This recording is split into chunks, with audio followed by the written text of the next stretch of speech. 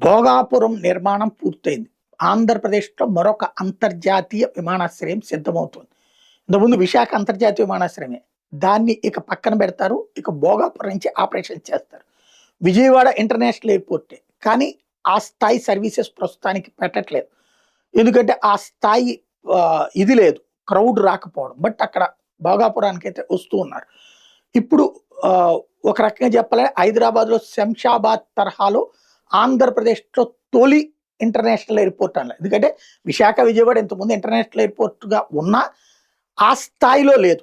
అంటే అక్కడ జీఎంఆర్ఓలు కట్టిన తరహాలో శంషాబాద్‌లో తరహాలో లేదు. ఒక బేగంపేట ఎయిర్‌పోర్ట్ తరహాలో ఉండేది విశాఖపట్నం. ఇప్పుడు శంషాబాద్ ఎయిర్‌పోర్ట్ తరహాలో వచ్చింది. కూటమి ప్రభుత్వం అధికారంలోకి వచ్చిన తర్వాత ప్రకటించిన భోగాపురం ఎయిర్‌పోర్ట్‌కి అప్పట్లో భూసేకరణ అడ్డంకులు వచ్చినాయి. ఎక్కువ భూమి, తక్కువ నిర్మాణం అన్నటువంటిది అప్పట్లో ప్లాన్ చేస్తే దాన్ని వ్యతిరేకించి జగన్ ఆ తర్వాతన తనొచ్చాక సైజు తగ్గించి ఇచ్చాడు. ఆ పైన వాళ్ళు తీసుకుని జీఎంఆర్ఓలు కట్టడం ప్రారంభించారు. ఆ పైన ఇప్పుడు జగన్ దిగిపోయిన తర్వాత కూడా కన్‌స్ట్రక్షన్ వేగవంతంగానే జరిగింది. 2 సంవత్సరాల ఈ ప్రభుత్వ కాలంలోనే అది ఇనాగరేషన్ జరుగుతోంది. తద్వారా భోగాపురం ఇంటర్నేషనల్ ఎయిర్‌పోర్ట్ దారిలోకి రాబోతోంది. అయితే ఇక ఇక్కడ తేల్చుకోవాల్సిందల్లా ఇప్పుడు విశాఖపట్నానికి ఉండే క్రౌడ్ మొత్తం భోగాపురానికి పోతుంది. ఈ గాజువాకలో ఉన్నటువంటి ఎయిర్‌పోర్ట్‌ని ఆపేస్తే మొత్తం అటే ఎళ్ళాలి. దానికి తగినటువంటి లింక్ రోడ్స్ ఇప్పటికీ సక్రమంగా లేవు.